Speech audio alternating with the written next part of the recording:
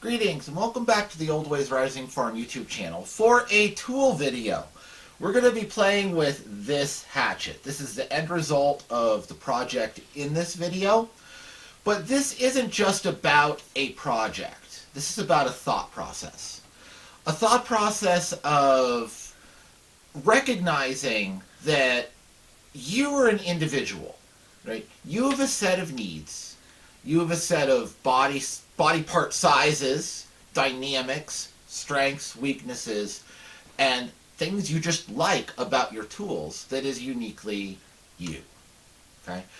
And anytime you're out buying tools for your craft, and this is true whether you're yard sailing for tools and flea marketing for tools or whether you're going into the new tools market, you're buying tools that were designed for either a large populace, if you're getting something that's been made post-industrial revolution, or was custom bespoke made by a blacksmith 150 years ago for a person who, guess what, isn't you, right?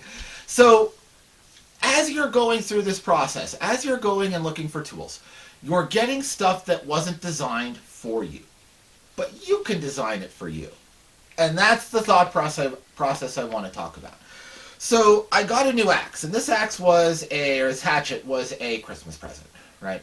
And it was a tool which had, in its original form, a lot of characteristics that I really, really liked, and a few that I really, really didn't. And I first thought about this as kind of doing a review on this tool, but I don't want to do that. I don't want to do that because it doesn't really matter, right? There's things to look for that you can look for in a catalog or in a yard sale that go beyond just a review of a certain product. So I'm not even going to say what the name of this product was in this video, okay? I will say it was a new off the shelf, right? But I'm not going to say the make or model of it. There are good new off-the-shelf tools. There are good used yard sale tools, right? What I'd rather have you think about, beyond a review of a specific product, is this idea of learning to recognize what works in your hands. Looking for that suite of characteristics and being willing to modify things when they don't meet those characteristics. Right? Because you can. Right? If one person can make it, another person can alter it. And I want you to have the mental permission to buy something which is 75 or 80% right for you and change the other 20%. It's good practice. And it will give you a set of tools for much less money and that is much better suited to your specific needs. Okay. So what did I like about this design that I'm holding? Well, I like the money shot. The money shot of an axe or hatchet is this profile. So I want this tool for green woodworking and for not green woodworking, for bushcraft woodworking, right? And for that type of use, I want a slim blade. So it cuts deep and with very little resistance when I'm chopping into something. I'm not looking for a splitter.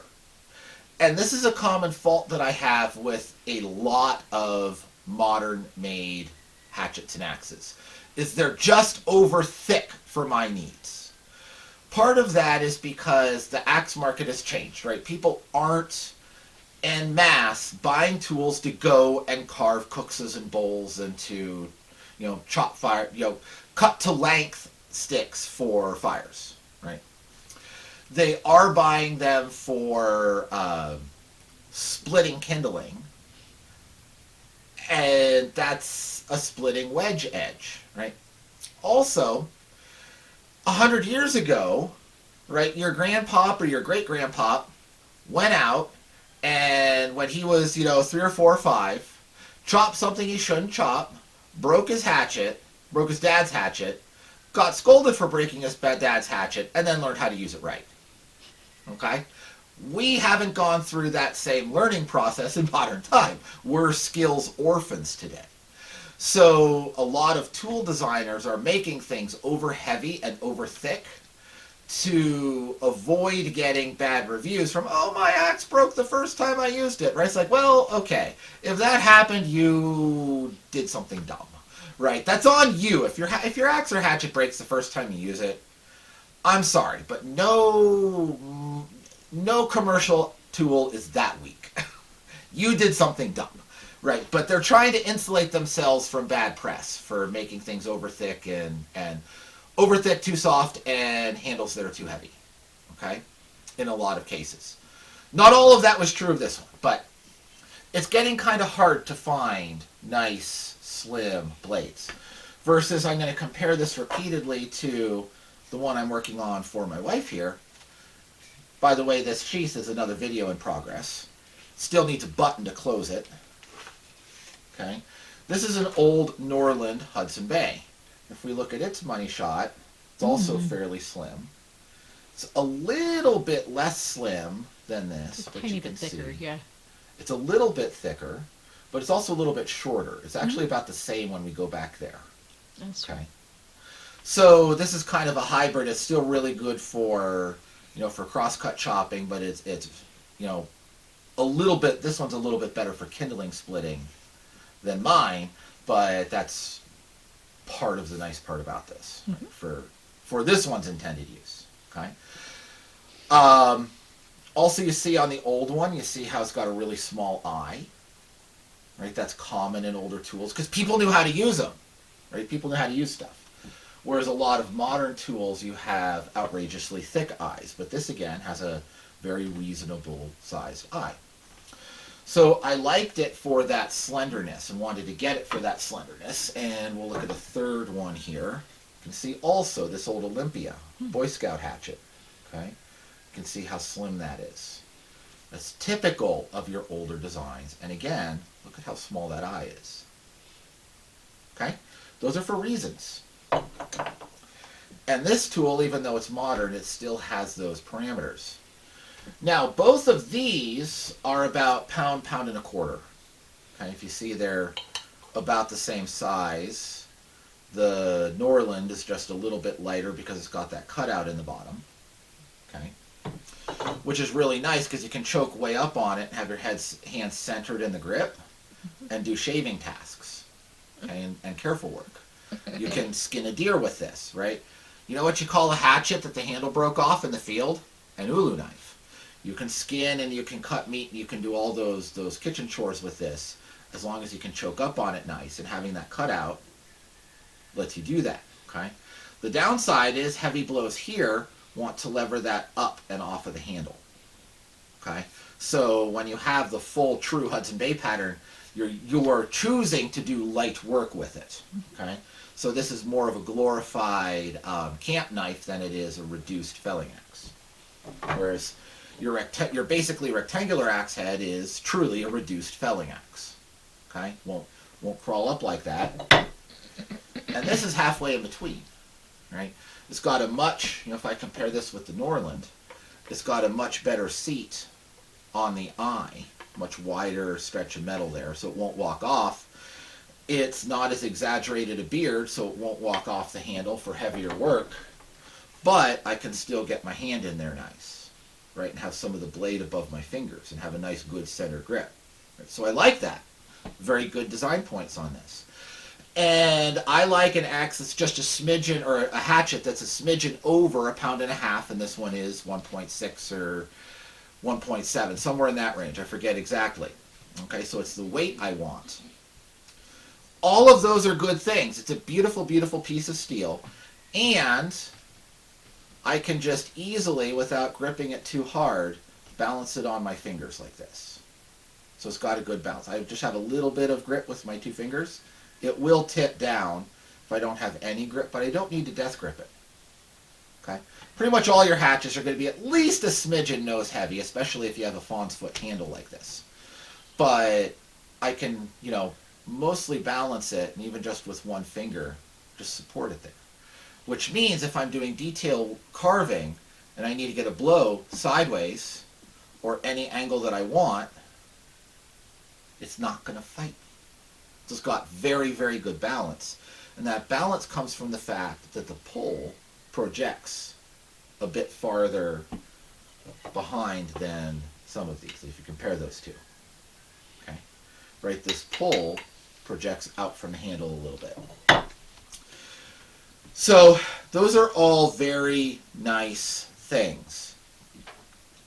The steel on this is 1060, which is the next thing you want to look at. Design, you also want to look at materials where you can. All of your old hatchets are going to be a really good quality steel. Okay? If you're looking at new hatchets, you want to look at your steel. The three good modern steels are 1060, 5160, and S7. S5 or S7. 1060 is the least expensive, but it's every bit as good when we're talking about actually using a tool. The 1060 steel, you're not going to notice a difference as a user of the tool between any of those three. Okay? The 1060 is a little less expensive. It's a little bit shallower hardening than the 5160. But both steels properly hardened and tempered, you're not going to notice a difference. S-Series is kind of a Cadillac steel for hatchets. There are one or two modern companies that are using S7 to make hatchets. And it's a really good, it's shock-resistant tool steel. It's what we make jackhammer bits out of. And it's absolutely the Cadillac steel for a hatchet. But the hardening and tempering of it is a specialty process that you can't readily replicate at home. So if you get something that's made out of S-Series steel, you need to leave the temper alone. If you get something that's made out of 1060 or 5160, you can do a standard oil quench and then temper it to blue in the high 400s or low 500s. Okay? And you'll get a good heat treat if you need to reheat treat something.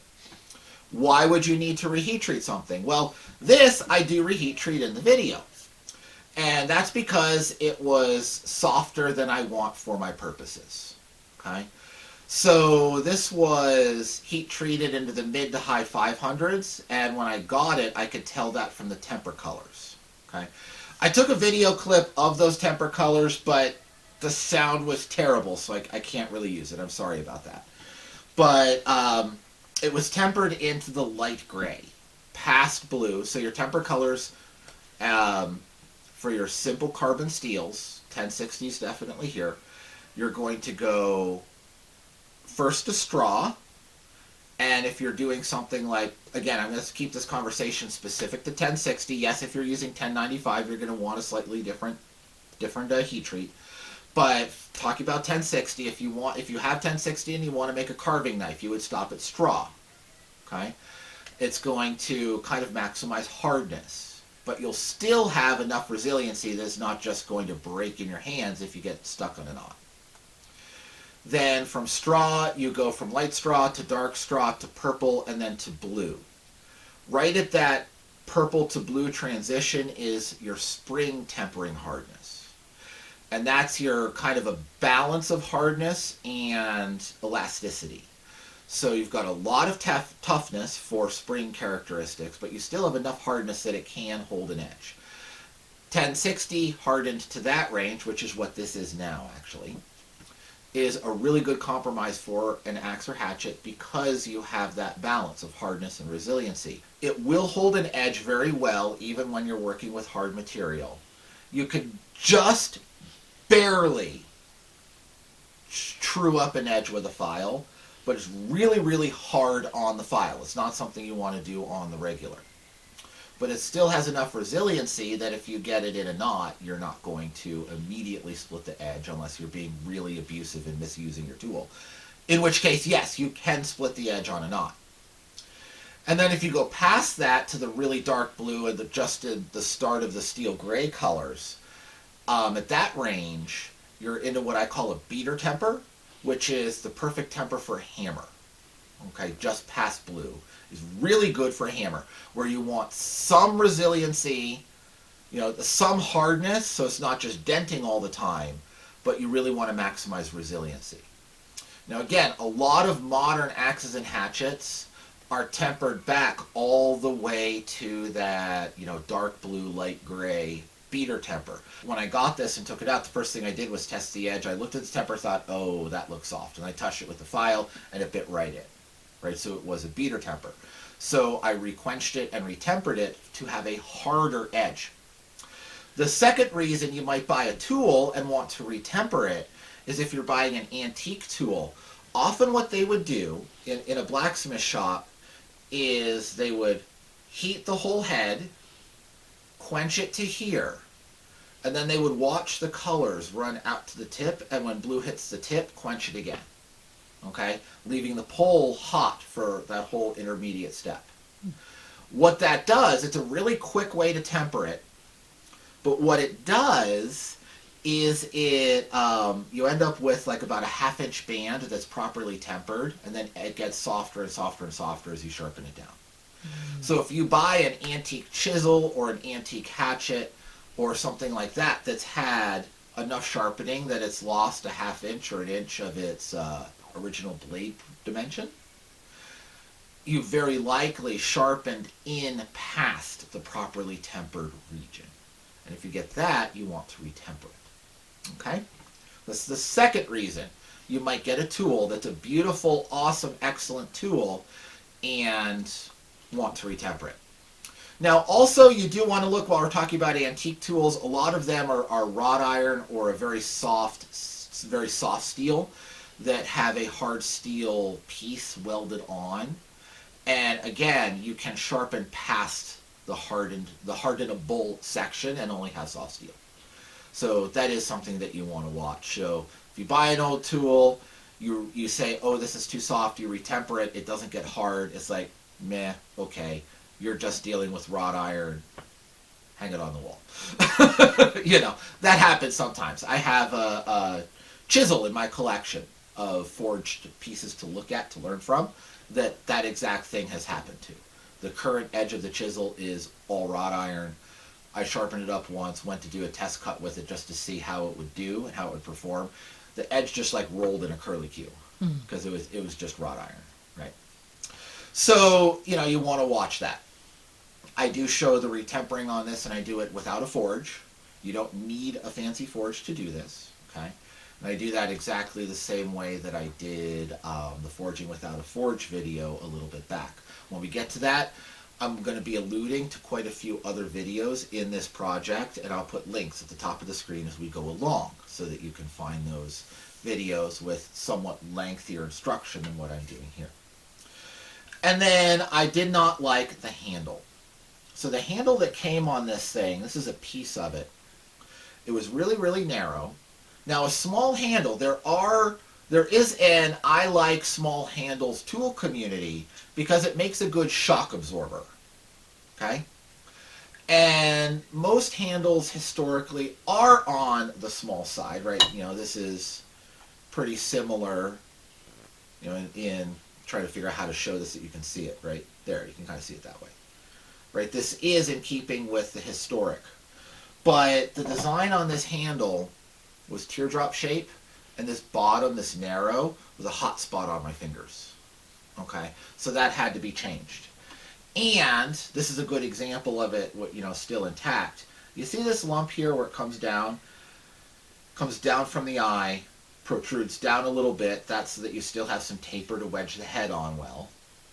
And then it necks in and comes down. Okay? The thickness of the handle here is, again, the shock absorber when you're really going for, you know, big old whack with it. And that's a good thing to have a narrow spot somewhere in the middle of the handle. But when this protrusion is so short and I choke up on it, right, you can see it puts that knob right in the middle of my palm. That's very uncomfortable. It's common in pretty much all British and American style hatchets, okay? And I hate that design feature. I don't like anything in that whole design family. So I removed the handle and put this as more of a continental European style of handle, okay? The thickness is about the same as the original.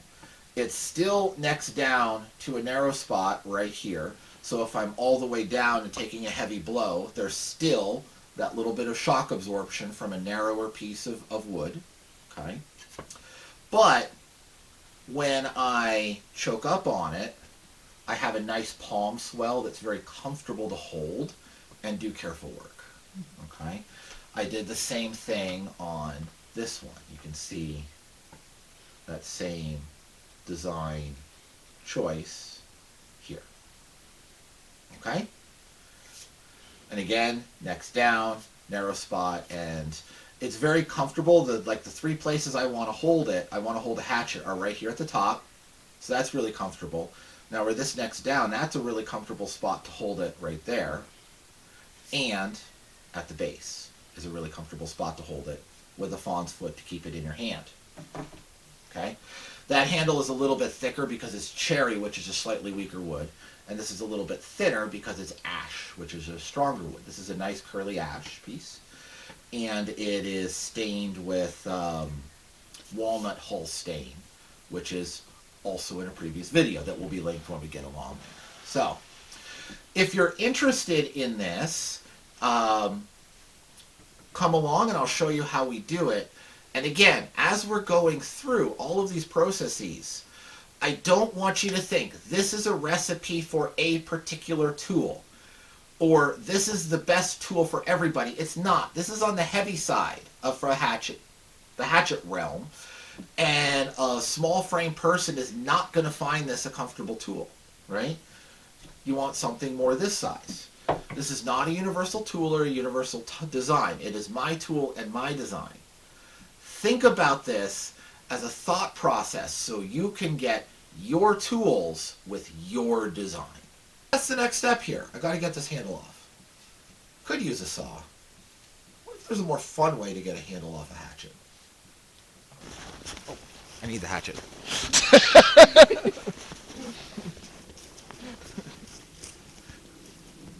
Is it in? Yes. Okay, everybody. Whoever destroys this handle first wins the candy bar. That was when you do it. Okay, Flip the candy bar. again. Let's try it again. Flip the candy bar so you don't just... There you go. Okay. We suck at this. I know. It'll be all right. Okay. Ready? Okay, everybody. Whoever destroys this handle first wins the candy bar. Yeah. Woo! There you go.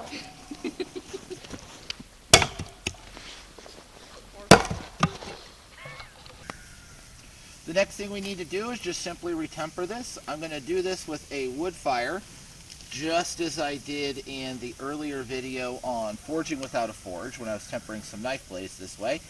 I'm not going to go into details here because all of that is in the earlier video. I'll put a link at the top of the screen and or in the end screen, depending on where I have room to.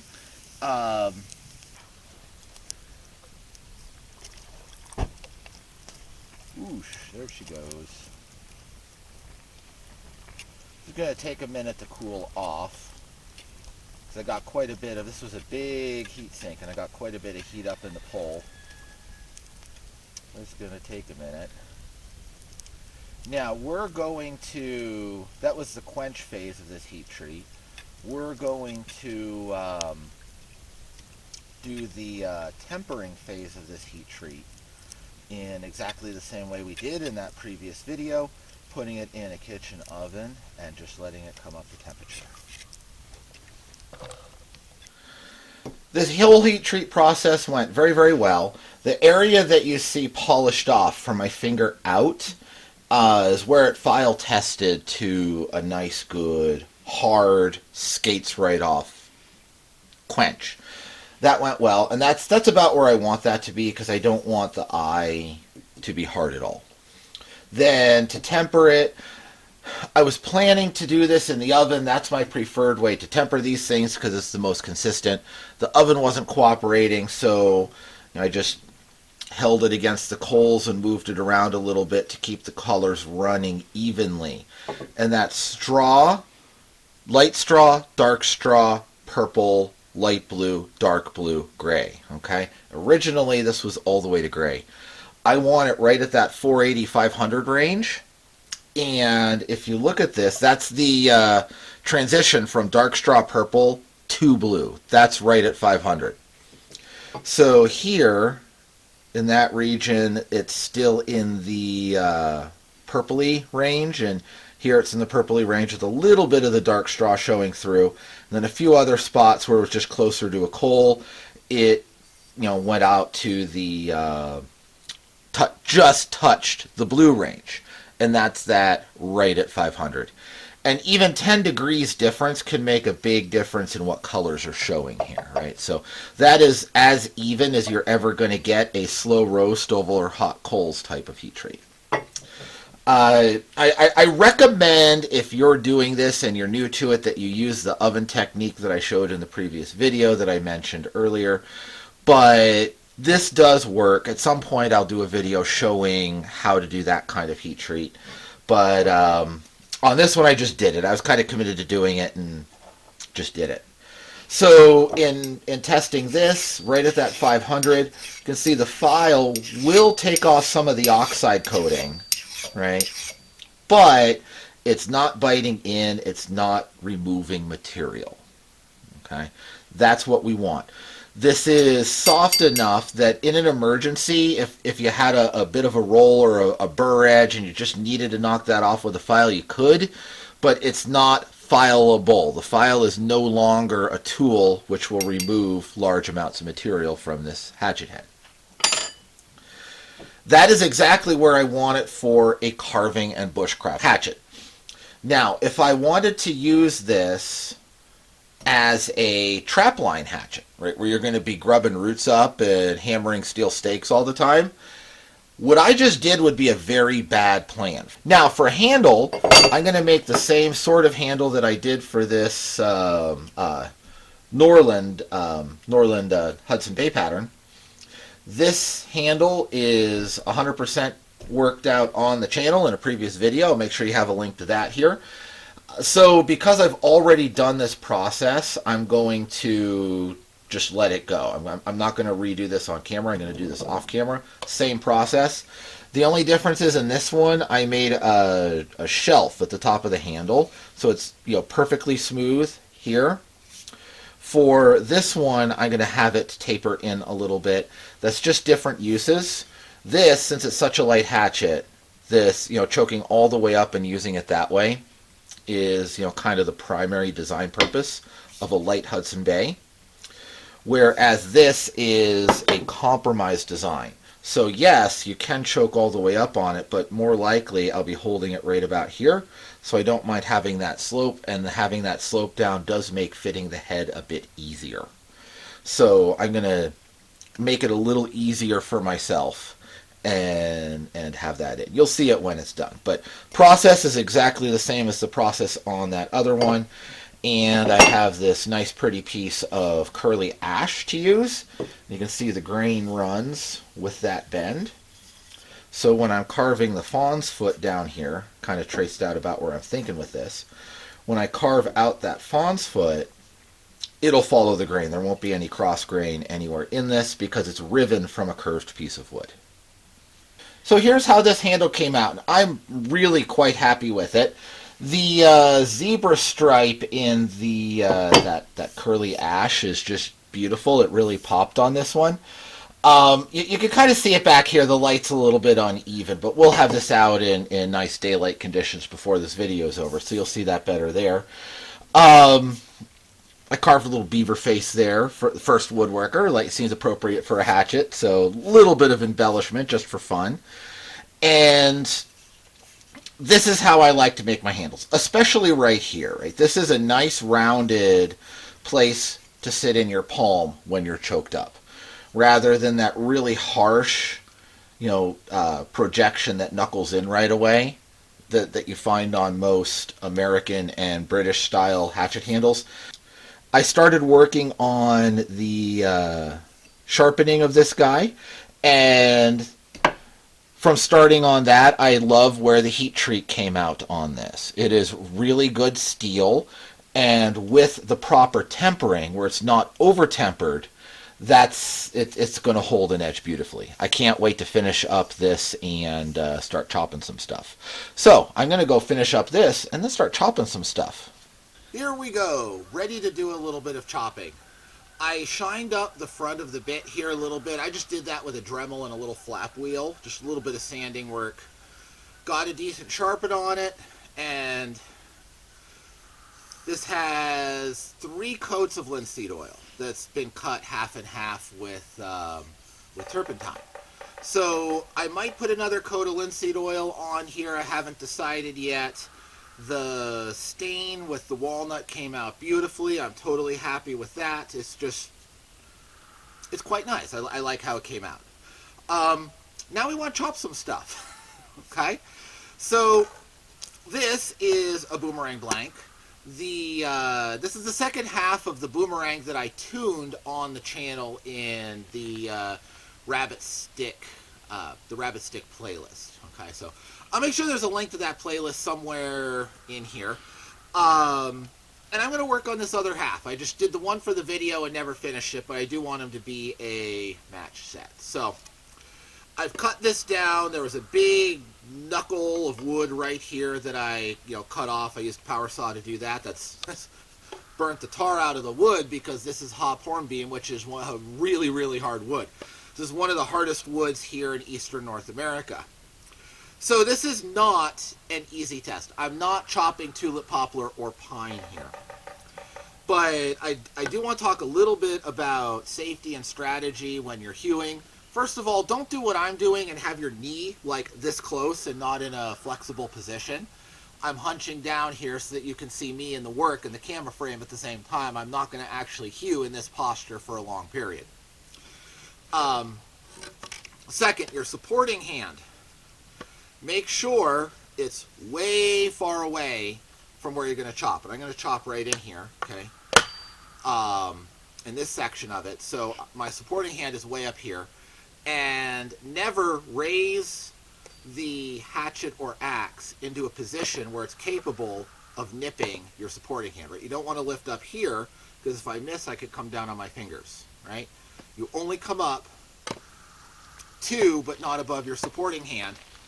And if you do happen to be hewing, kind of in the same area as your supporting hand, you want to keep your hand back here somewhere so that there's protection, and then you can do a little bit of chop work like that, okay? I'm not actually going to be doing much chopping on that side.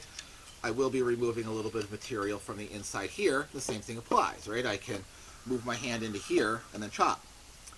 Now, when you're doing this work, you don't want to try to remove it all at once. You want to take some bites to break the grain, okay? So take a bite there, take a bite there, take a couple all the way up, and then split all that material off.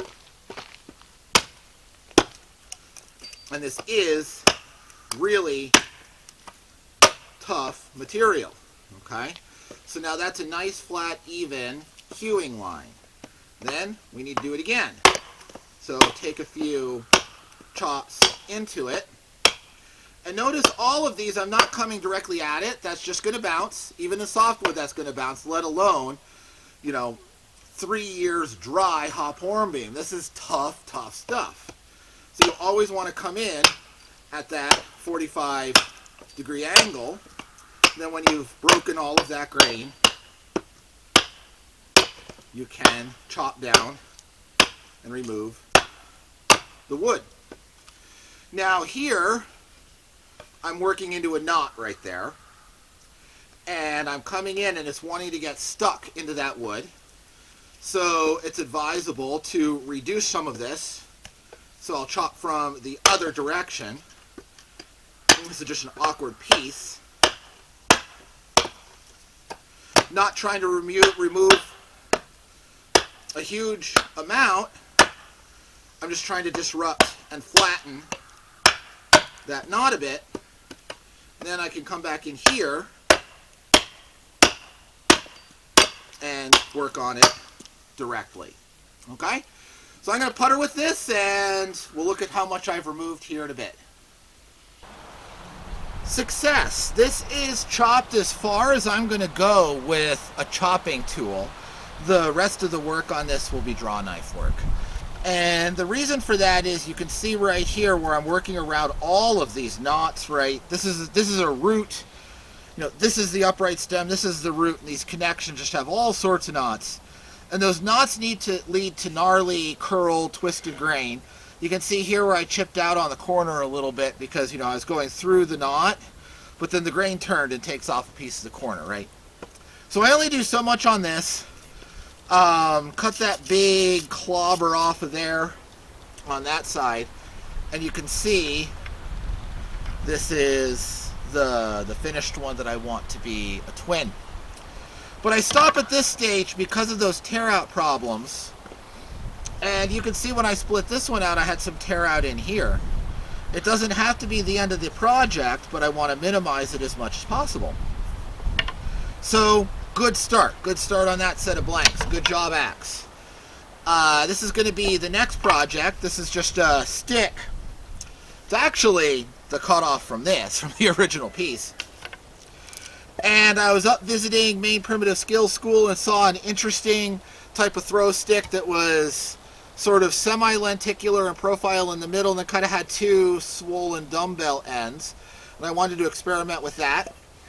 So I took this, and this had already been done. I wanted to split it in half. There were some knots on the end, which I've since cut off. But I cut through those knots on end, made a kerf, and then put a full-sized axe in there and just split it with one big giant chop. So I did that off camera, but now, you can see this has a lot of rock in it. We want to chop that out, so we're back to this guy. And again, same idea. If I could not be clumsy, you want to keep your hand out of the way and shave down in layers. And a super hard material like this, you can't expect to work the same way that you would work in pine or a real light, soft, more typical carving wood. Notice I'm not holding it this way, and I'm keeping my blows low. Real light and soft, because I'm flattening. I'm not trying to knock off giant pieces of wood, and I'm choked most of the way up for careful hewing. This is why this part of the handle is shaped the way that it is. We're going to keep going, take off another layer.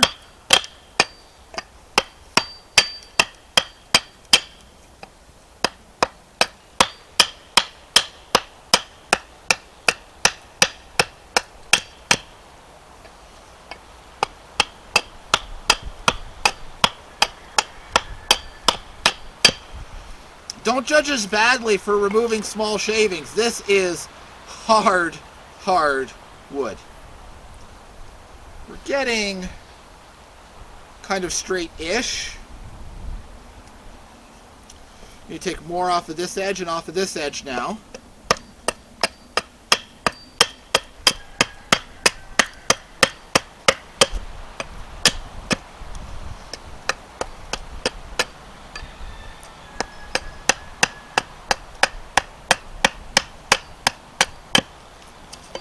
Okay, so that's some progress on that corner.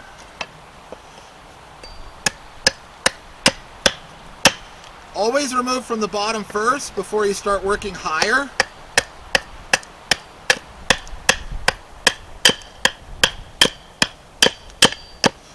So that when your wood starts to split, it has somewhere to go. If you start way up here and try to split it all off, you don't have the control.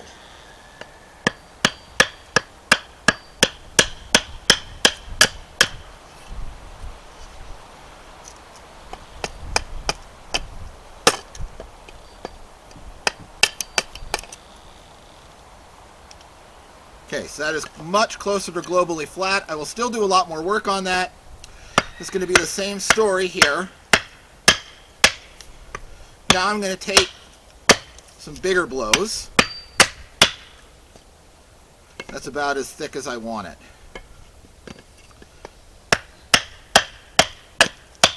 Work the bottom off and then come up. work down into it. Okay? I'm going to work on these and I'll show you these blanks. This was our first chopping project, roughing out a blank from this, the twin to this rabbit stick there. Here was the results of the second project. Those two splits of ironwood are now roughed out into dumbbell shape throwing sticks. So, going to play with these. The rest of this, when you're woodworking, right, any kind of woodworking, whether it's carving or building a cabinet, you have your coarse, medium, fine progression, right? The hatchet is the coarsest of the coarse.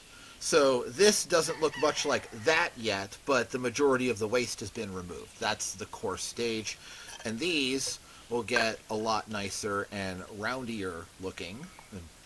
Inventing a technical term there. They will get roundier looking when we draw a knife and use the rasp on them as well. Now, all of this, again, this is hop hornbeam. This is some hard material. And I'm sure it doesn't look all that dramatic when I've been chopping on it. But if I take just this little 1x1 of pine, it's a sharp hatchet. The items with a bit of draw knife work and the finished boomerang that's out of the other side of that same piece of wood. This is the one that we tuned and carved in the non-returning boomerang rabbit stick video. But I figured you'd want to see these kind of, at least in their semi-finished state, and give them a chuck once here. These sticks, this one came out too light, and it really doesn't throw that well at all. This one is a bit better, bit heavier. And now the roughed out but not tuned and not fluted, nice Kylie non-returning boomerang, which does have a nice flight to it, and the finish tuned for comparison. If I could throw it straight, be a better comparison. But anyway, there you go. You can see the things that we made with the hatchet. I definitely like this tool. And I hope that this gives you some inspiration. Not so much that this is the exact one that everybody should buy, right? It's not. This is on the heavy end for hatchets, and it's definitely for a large framed person. Okay? A small frame person, you're going to want something a lot lighter, right? There's a lot of stuff out there. And there's a lot of stuff out there that's going to be almost what you want, but not quite, right? What I really hope this video does most is to give you permission, like mental permission, to modify stuff. That's the biggest takeaway, right? The main idea is there's a lot of stuff out there that's almost what you want, but not quite. You can modify it. You can take control of that situation. Just because this is how it came on a store shelf doesn't mean it is its best self in your hands. Okay? No. The people who designed it don't know your you set. They don't. You're you, they're them. People who are designing tools are trying to sell tools, right? They're designing them to try and sell and, market stuff. That's their primary concern. You, on the other hand, you have a hobby or a need, and you have a specific build, a specific set of preferences, a specific set of ergonomic preferences that's specific to you. Okay? So you want to take that in mind and realize that none of these designers were designing for you. But you can design for you. So go find the thing that's closest to what you really want and make it your own. If you start doing that, you will have far more options. You will get far more for your resources. and you will have a much better kit of tools that you can do better work with in your shop, right? Customize your stuff. That's the biggest take home. Yes, I love this design. It's a good tool. But customize your stuff. Yes, you can clone how I did it, but you don't have to, because you're not me. You do you. That's the big thing. That's the main thing I hope to communicate and inspire in you in this video. So, I hope you enjoyed that. I hope that you got something out of it, and I hope that you'll join us here next time at Old Ways Rising Farm.